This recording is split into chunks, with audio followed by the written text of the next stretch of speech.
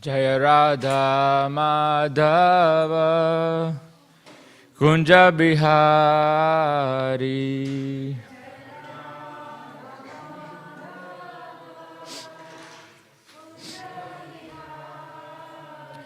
Jai Radha Madhava Kunja Bihari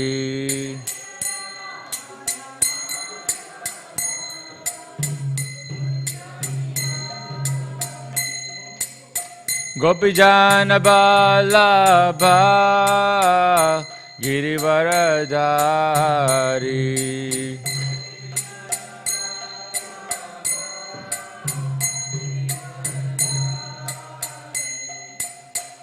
Yashodanandana Vrajajana Ranjana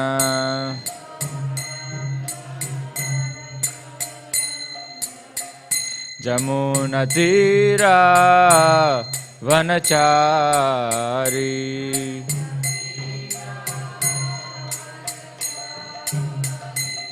Jaya Radha Madhava Kunja Bihari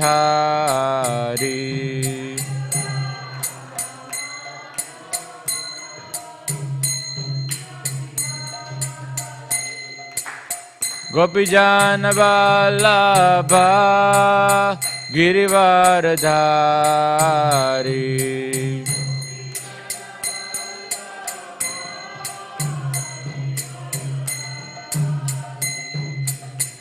Yashodanandana Vrajajana Ranjana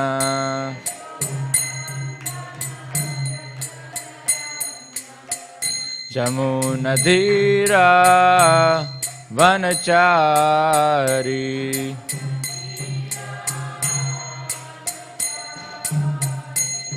Jaya Radha Madhava Kunja Bihari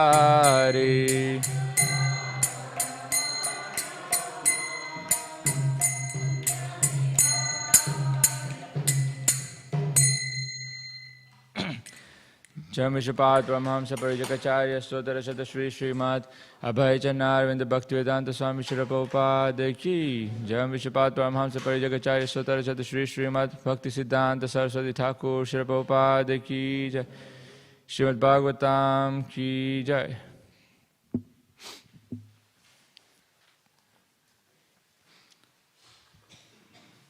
So we're reading from Śrīmad Bhāgavatam, text Canto 8, Chapter 3, Gajendra's Prayers of Surrender, verse 27. Yoga Randita Karmano Riddhi Yoga Vibhavite Yogino Yam Prapashyanti Yogesham Tam Natosmyaham Yogarandita Karmano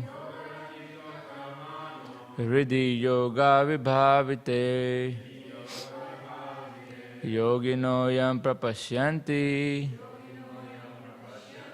Yogesham Tam Natosmyaham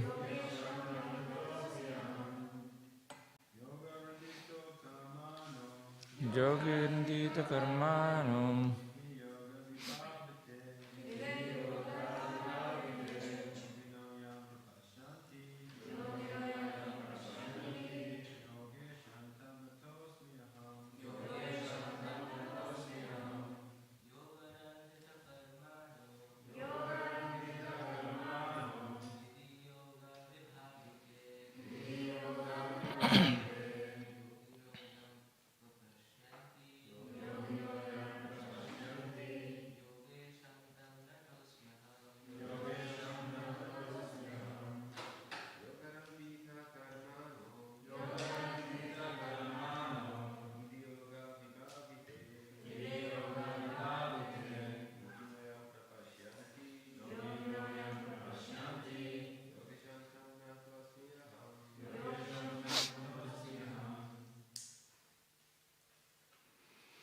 Mataris.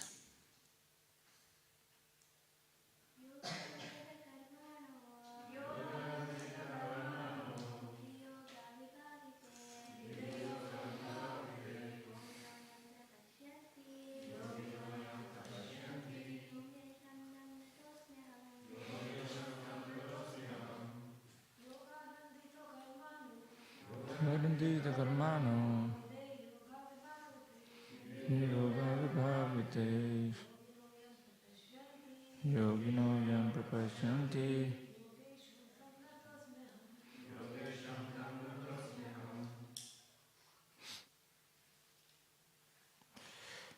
What translation? Yoga randita karmana. Persons whose reactions to fruitive activities have been burnt up by bhakti yoga. Riddhi, within the core of the heart. Yoga vibhavite, completely purified and clean. Yogina, mystics who are competent. Yam, unto the personality of Godhead who. Papashyanti, directly see. Yoga Isham, unto that Supreme Personality of Godhead, the Master of all mystic yoga. Tam, unto him. Natahasmi, offering obeisances. Aham, I. Translation and purport by His Divine Grace, A.C. Bhaktivedanta Swami, Śrīmad Bhāgavatam. Translation. I offer my respectful obeisances unto the Supreme, the Super Soul, the Master of all mystic yoga, who is seen in the core of the heart by perfect mystics when they are completely purified and freed from the reactions of fruitive activity by practicing bhakti yoga. Purport. The king of the elephants, Gajendra, simply accepted that there must be someone who has created this cosmic manifestation and has supplied its ingredients. This should be admitted by everyone, even the most determined atheists. Why then do the non-devotees and atheists not admit this? The reason is that they are polluted by the reactions of their fruitive activities. One must be freed from all the dirt accumulated within the heart due to fruitive activities performed one after another. One must wash off this dirt by practicing bhakti yoga, yoga randita karmana. As long as one is covered by material nature's modes of ignorance and passion, there is no possibility of understanding the Supreme Lord. Tada rajas tamo bhava kama lobha dayaschaye. When one is freed from the modes of ignorance and passion, one becomes free from the lowest qualities, kama and lobha, lust and greed. Nowadays, there are so many yoga schools to encourage people in developing their lusty desires and greed through the practice of yoga. People are therefore very much fond of so-called yoga practice. The actual practice of yoga, however, is described here, as authoritatively stated in Śrīmad Bhāgavatam 12.13.1. Dhyanavasthitar tadgatena manasa pashyanti yam yogina. A yogi is one who always meditates on the lotus feet of the Supreme Personality of Godhead. This is also confirmed in Brahma Samhita 5.38. Premanjana churita bhakti vilochanena santah sadaiva hridayeshu vilokayanti yam shama sundaram achinta guna swarupam govindam adipurusham tamaham bhajami. I worship Govinda, the primeval Lord, who is Shama Sundar, Krishna himself, with inconceivable, innumerable attributes, whom the pure devotees see in their heart of hearts with the eye of devotion tinged with the salve of love. The Bhakti Yogi constantly sees Shyam Sundar, beautiful Lord Krishna, with his blackish bodily hue. Because the king of the elephants, Gajendra, thought himself an ordinary animal, he thought himself unfit to see the Lord. In his humility, he thought that he could not practice yoga. In other words, how can those who are like animals in the bodily concept of life and who have no purity of consciousness practice yoga? In the present day, people who have no control over the senses, who have no understanding of philosophy, and who do not follow religious principles or rules and regulations are nonetheless pretending to be yogis. This is the greatest anomaly in the practice of mystic yoga.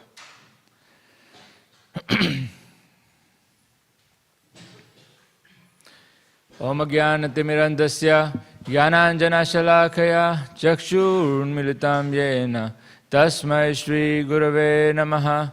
Jai Shri Krishna Chaitanya Prabhu Nityananda Shri Advaita Gadadhar Shrivasadi Gaura Bhakta Vrinda. Hare Krishna Krishna Krishna Hare Hare Hare Rama Rama Rama Hare Hare.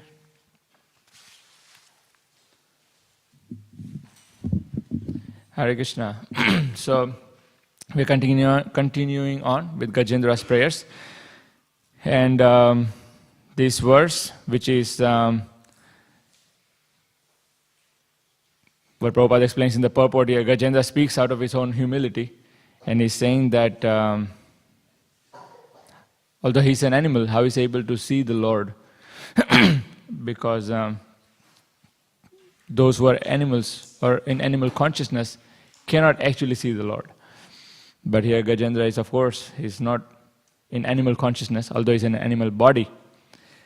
Just like we know the Passion of Vritrasura also was in the demon's body, but he wasn't a demon. He was actually a devotee. And so here Gajendra is also a great devotee, and therefore he's, by his offering of prayers, he has attracted Lord's darshan, his vision. And so here in this translation is very, very nicely it's explained how he's offering obeisance to the Super Soul, who is the master of all the mystic yoga. And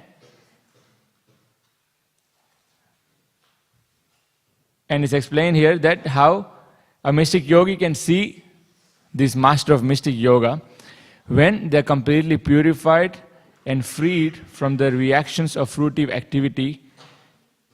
So, and Prabhupada explains in the first paragraph of the purport, we can see Prabhupada is explaining about the atheists, modern scientists, people who don't accept the existence of God. And they say that these ingredients, they must have just come by chance, everything must have just come by chance, and that there cannot be any higher authority, there cannot be any higher source. And so Prabhupada straight away starts off with the purport explaining how Gajendra is able to see that there must be someone who has created this cosmic manifestation. So even Gajendra is able to see it. And anyone with sane intelligence, anyone with sane mind, should be able to see that this cosmic manifestation is created by someone. Just like anything beautiful, anything great is created by someone, and it just doesn't happen by chance. So such a beautiful work of art, this cosmic creation, manifestation, how can it be just by chance? So here, Prabhupada explains that this should be admitted by everyone, even the most determined atheists.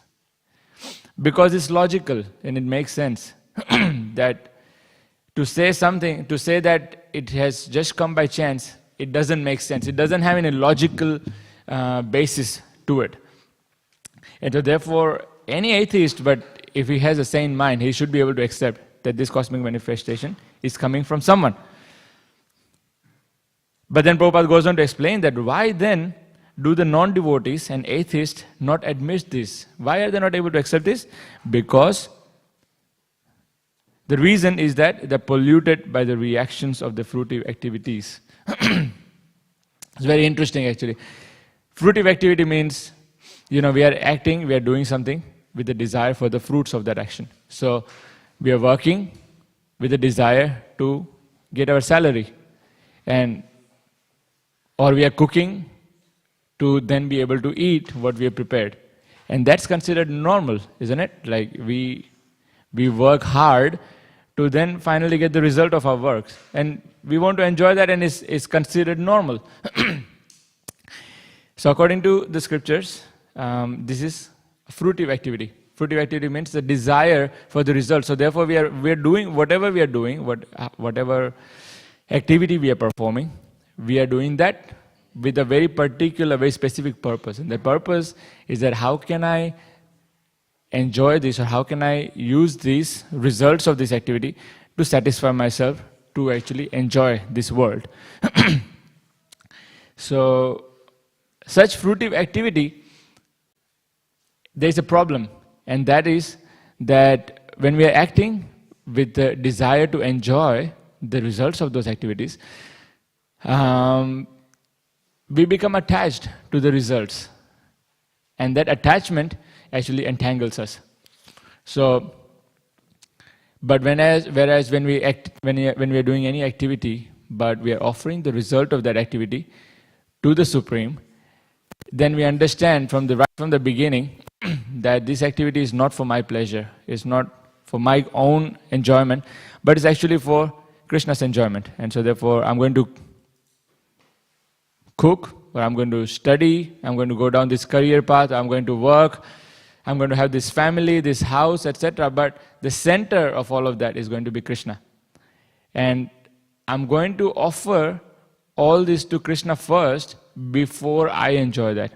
So when we cook, we prepare a nice elaborate meal and then we offer it to Krishna. So until it's offered, it's called bhoga, or it's what's meant for the enjoyment. For whose enjoyment? For Krishna's enjoyment. And when Krishna enjoys this bhoga, it's not that the plate is empty now, that Krishna has finished everything. No. Krishna actually gives all the food back, but now that bhoga has become prasad, it's become mercy of the Lord. And so when we eat, or we honor such food, which is prasadam, which is a mercy, then we become purified. But even the act of preparation, if we are just always thinking about how it's going to help us and how it's going to help us enjoy this world better, then such mentality would entangle us. So there's a nice verse which in Chaitanya Charitamrita which says, Krishna bhuli ajiv bhoga vancha kare, pachete maya dhari chapatiya dhare. So that as soon as the living entity forgets the Krishna as the source of everything and forgets to offer the results to Krishna, then Krishna immediately catches hold of him. And then, when one gets covered over by Maya, then it's entangled in this world. And so such fruitive activity, the result of that is that he gets covered by the lower modes of material nature, of passion and ignorance, so which is lust and greed. This Prabhupada is explaining here in the first paragraph. So, that's how Krishna explains in Bhagavad Gita. He says, Tribhir guna mayer bhaver ebi sarvam idam tatat. Idam jagat, sorry. So he said, everyone in this material world, they are actually covered by these modes, the lower modes especially, of passion and ignorance. And because of that, no one is actually able to understand me, who is the Supreme Lord. And that could be not just a human or not just an ordinary living entity, but even as great as Brahma himself. In this material world, everyone gets covered over by this material nature, these modes. And so everyone therefore thinks according to their own capacity, according to their own level of understanding. But then they all forget the highest source, Krishna. So even it's explained that Brahma, who is the supreme creator, who is the most intelligent, who is considered to be in mode of goodness, considered to be the highest personality in this universe. But even such person who creates the entire universe as a service to the Lord, at the end of creation, even he can become attached to his creation. And when he becomes attached to his creation, instead of thinking that this was my service for Krishna, that Krishna wanted me to create, and so therefore I created this, so now let that be for Krishna's enjoyment. But no, Brahma becomes attached to it, and so therefore he has to take birth within the universe. So such is the power of attachment, and such is the power of lower modes of passion and ignorance. As soon as we become attached to it, the problem is that as soon as we get covered over by these modes of material nature, then our consciousness becomes covered. There is only certain, our perception of the absolute truth is covered, just like this. Prabhupada would always give an example of the light bulb. But when it's covered over by many different layers of films or colored films, then the bright light, the original light, doesn't come through anymore, but it comes out as a different colors. But then if you put many different layers on it, then the actual light wouldn't even come through at all. So, similarly, the original consciousness of the self, which is in relation with Krishna, and which is, we are by nature always serving Krishna. That's our dharma, that's our true nature. But that gets forgotten because of these coverings of the mode of passion and ignorance in the form of lust and greed. And so therefore we forget what is our real identity. And our conception of what is truth or what is God becomes forgotten. And so therefore Prabhupada is very clearly explaining is this consciousness is polluted when one becomes attached to fruitive activity, although we don't see it that way. Actually, it's considered, in the material world, it's considered that everyone should be very passionate. Everyone should be, like the whole, all the motivational speakers, it's all about, like visualize that you are going to be the millionaire, you're going to be the most famous, you're going to be the most of this and that. And we have to become attached to that. And then when we become attached to that, then we'll manifest these opulences in your life. But such consciousness actually covers us over, and so therefore we are not able to see Krishna, we are not able to see God within our life. So therefore it's explained here, yoga randita karmana. Is that right? Yeah. Which means persons whose reactions to fruitive activities have been burnt up by bhakti yoga. So therefore there is a process that's given, the process of bhakti yoga, by which we can free ourselves from these lower modes and actually get a more clear vision of the Lord. So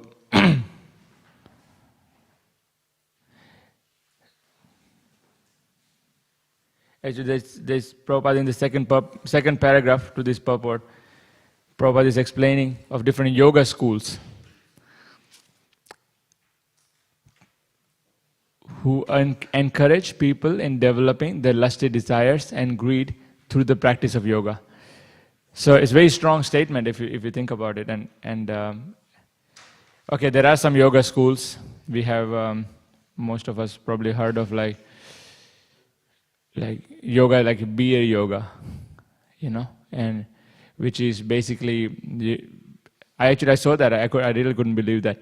But there's this yoga session which basically had the postures, and you hold the beer in your hand, and basically by the end of the posture, you should be able to bend yourself enough so that you can take a sip of beer, and you should be able to go back to your original posture. So that's beer yoga. It's very interesting, actually. I saw that. And there are many yoga schools, actually. Okay, this is quite an extreme. Generally, yoga schools, they don't. How are they promoting lust or greed? Is by not teaching what does yoga mean or what is the goal of yoga. So, like in our yoga, in our outreach sessions, we also teach yoga. We also teach meditation, but we never really teach them to fully enjoy the material body and all the senses of the material body. We always make it very clear that the goal of yoga is to actually understand the Supreme. The goal of this mantra meditation is to connect with the Supreme, and that this material world is not really a place of enjoyment. But a lot of times, a lot of yoga schools or even a lot of yoga teachers, it's a lot about the bodily form, the physical form. It's like how your body looks, the shape, the different features. They have to be very well pronounced, and yoga is meant to help you build up those muscles and be able to stretch. So, and by all these great bodily features and ability to exercise, what are you supposed to do? Is then go home and enjoy. Be able to enjoy your senses better. So that's what is very clearly promoted through the sessions of a lot of yoga sessions, a lot of yoga schools, and they don't necessarily make it very clear. So we understand the huge means to connect. Yoga is the connection with the Supreme, and it's something that has to be made very, very clear. But a lot of yoga teachers, they don't really come to that point or conclusion. So therefore, what we're teaching here, what Śrīmad Bhāgavatam is teaching here, is the authentic yoga practice, which is to be able to see the Lord by becoming freed from the fruitive activities or fruitive lifestyle. So here actually is very interesting.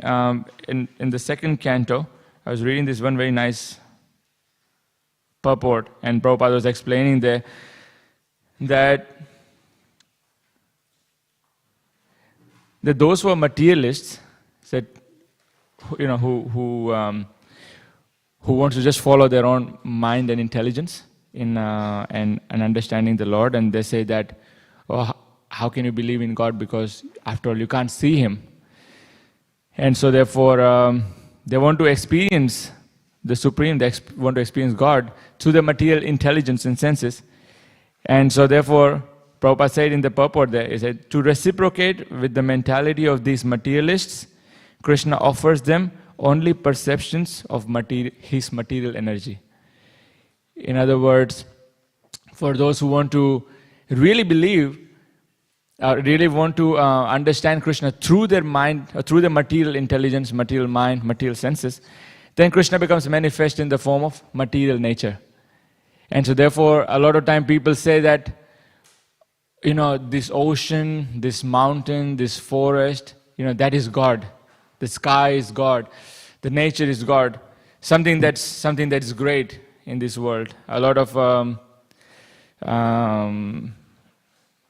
people, a lot of tribes, they should understand something that's great, something that's so huge, that is God. But actually, Śrīmad Bhāgavatam here is teaching us that we don't have to just see God in the oceans and the mountains, but actually we can see God everywhere through a proper process of Bhakti Yoga. What is that process of Bhakti Yoga? Is Shravanam, Kirtanam, Vishnu Smaranam, all the 9 processes, starting with hearing. Is that by this process of hearing, chanting, remembering the Lord, we are actually becoming more and more qualified to see the Lord in our own life. So that's also the verse talking about here.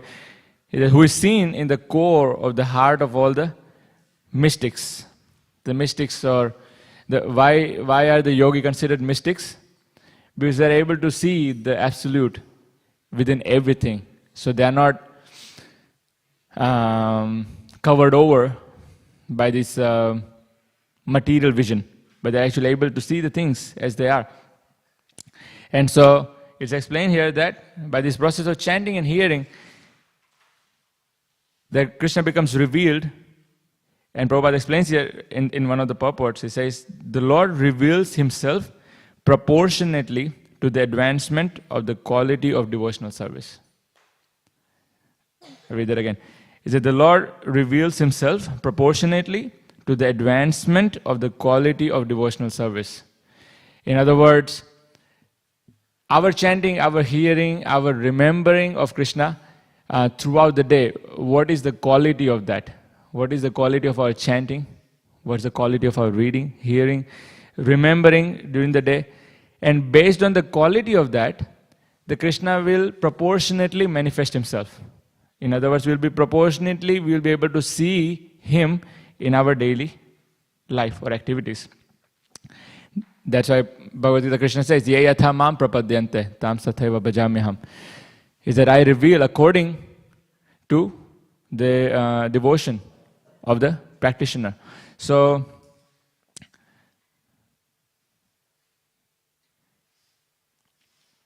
there's a nice verse in Bhagavatam. Chatadana munaya jnana vairagya yuktaya pashyanti atmani chatmanam bhaktya shruta grihitaya. Is it the conclusion is that one cannot know the Supreme Personality Godhead fully by any method, but he is seen and felt partially by the devotional service, devotional process of chanting, hearing, etc. And so therefore, for a devotee, it's we are very sincere and very conscious of having a very good quality chanting, having very good quality hearing in our day-to-day basis, of hearing lectures of Prabhupada and his sincere followers. And by that quality chanting and hearing, we'll be able to remember Krishna during the day. Okay, what did I hear in the class? And of course, when the chanting was attentive, then our mind will be attentive during the day on this holy name. And so by this constant process, constant chanting, attentive chanting, and hearing, this Prabhupada is explaining here in this, Prabhupada explains this verse in the purport from Brahma Samhita. It says, Premanjana Churita Bhakti Vilochanena. Says this, Premanjana Churita Bhakti. It says this, those whose eyes are anointed with the pulp of love of God. So, it's just like when we have the glasses on, when we have the sunglasses on and we see everything dark. But if we have red glasses on, we see everything red. So therefore, so here we have the glasses of love of God, and then we see Krishna everywhere. So that is developed through the attentive or sincere process, sincere, surrendered process of chanting and hearing. And then devotees are able to see Krishna. So a lot of people, a lot of time ask that we don't really see God, and so therefore how do we believe in Him? And the one time one devotee actually asked Jananivas Prabhu that we see the deities of the Lord, but we don't really see Lord in that. We see like a marble or a wood or a brass. So why is it like that? And Jananivas Prabhu said, it's a very nice answer. He said that if you go in front of the mirror and if you see a material body, then that means that when you come in front of the Lord also you will see only material forms. So the day when you wake up and when you see that, okay, you see in the mirror but you can see the spirit soul, or we can actually see yourself as the spirit soul, then you can expect to see Krishna in the deity forms. So, although Krishna is there in the form of deities and we are actually able to see it, we still have to qualify ourselves. And the process of qualification, as explained here by Gajendra, is freedom from the reactions of fruitive activity, and that is by offering the results of our activities for Krishna service. And Bhaktivinoda Thakur sings a very nice bhajan. He says, Manasa deho geho, choki chumora, arpilu tuapade, nanda kishore. So the Manasa is my mind, deha, this body, geha, my family, my home. I'm offering everything, arpilu tuapade, nanda kishore. So everything that belongs to me, I'm offering that to you. So I don't want that for my pleasure, for my gratification, thinking that this is all mine, because then obviously I get entangled and I want to expand that more and more and more. And so the real purpose or goal is then forgotten. So with that consciousness, with that mindset, we can try and we can pray to Krishna. That one day we can develop similar consciousness where we can also see Him.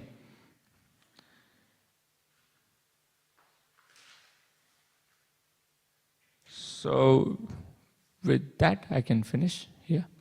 Thank you very much. Any questions or comments?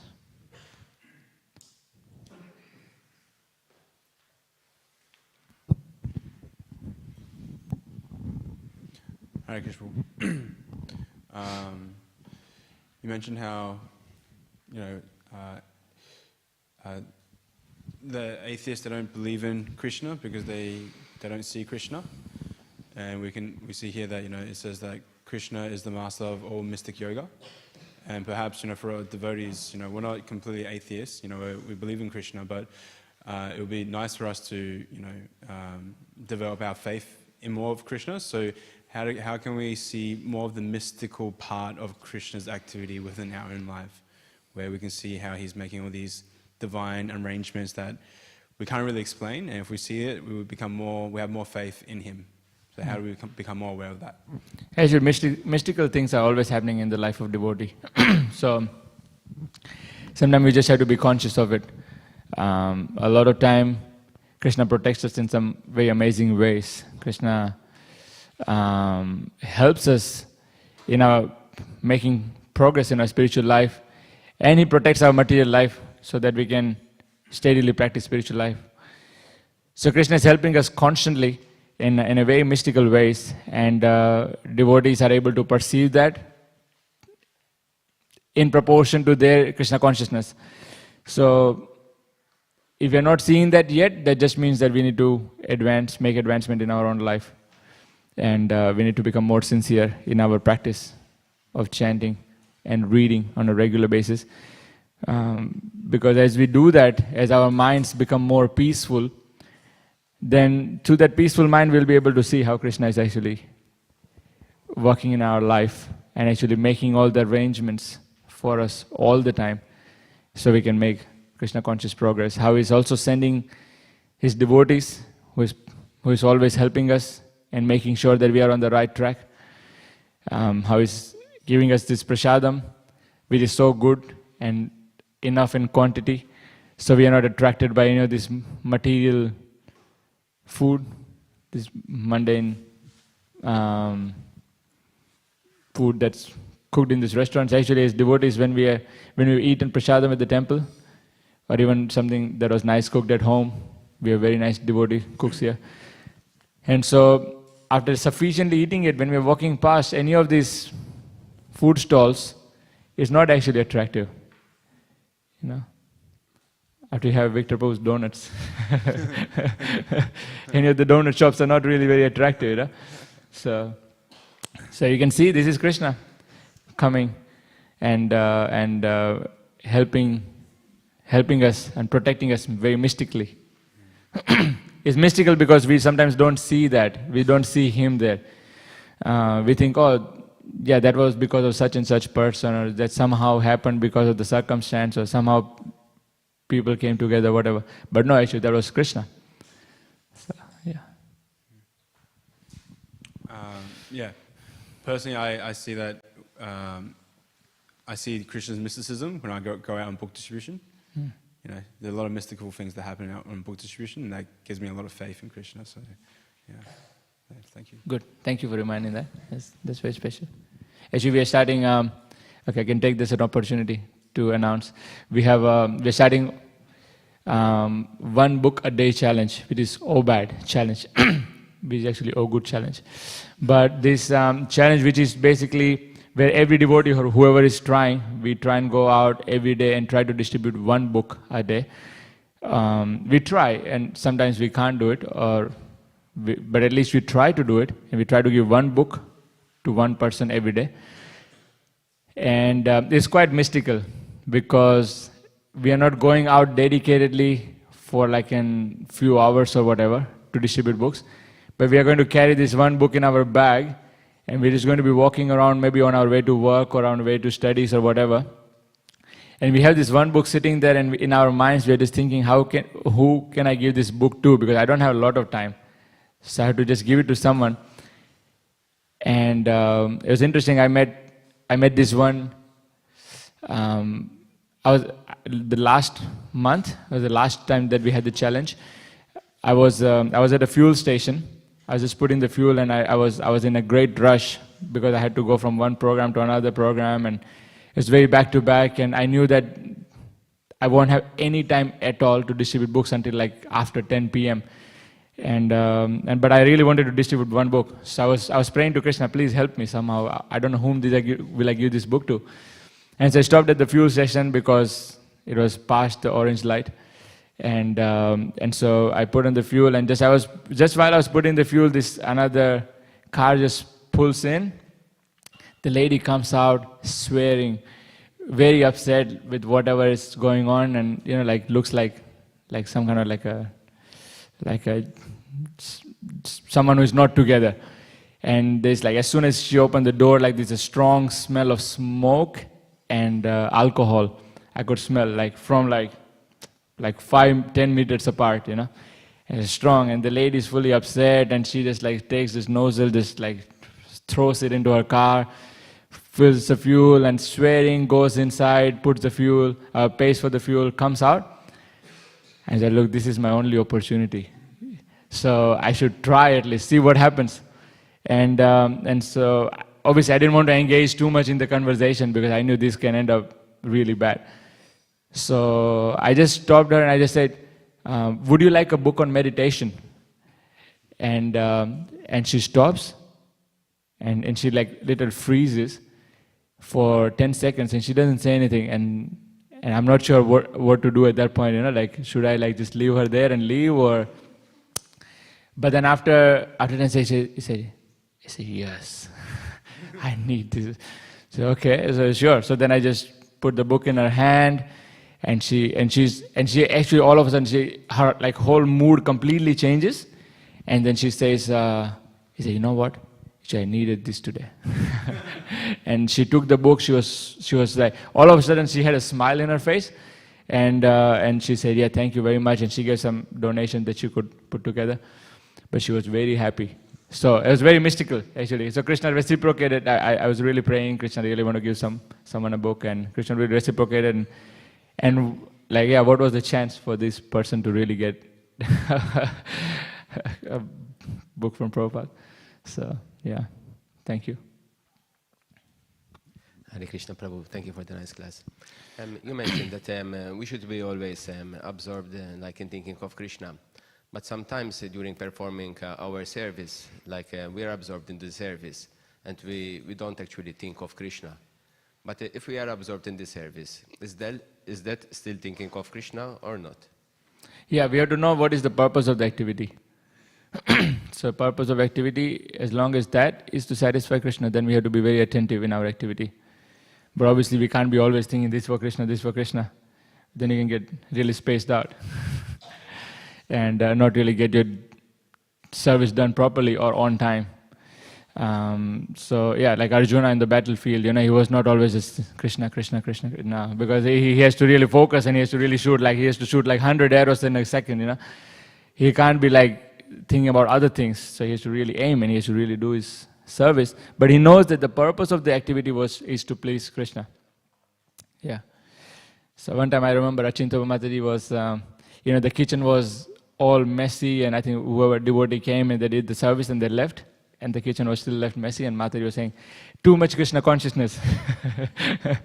Mati is saying that, these people, they're just chanting, they forget to do the service properly. so better to do the service properly, do what you're supposed to do fully, and that is the way how we show Krishna that this is for his pleasure. Yeah. Thank you.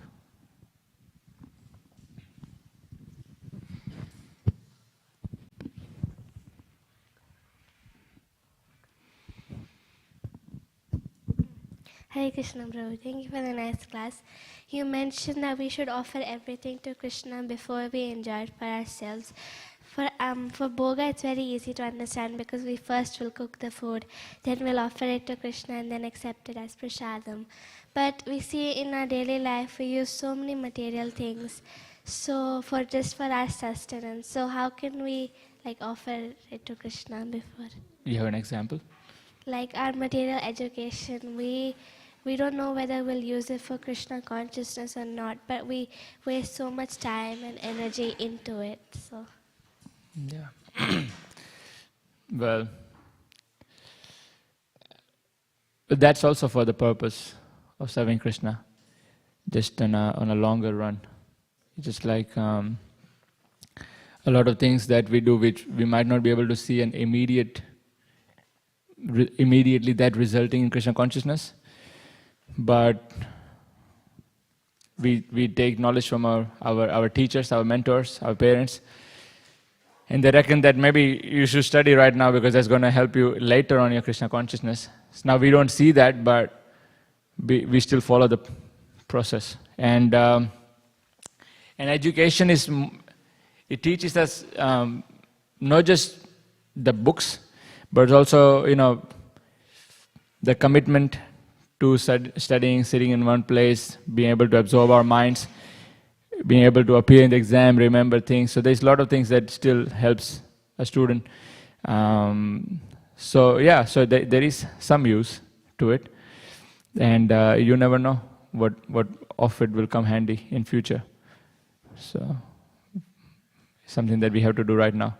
So we can take guidance and do what is required for the time being. Okay. Thank you very much. Granth Raj Śrīmad Bhāgavatam ki jai, Prabhupada ki jai.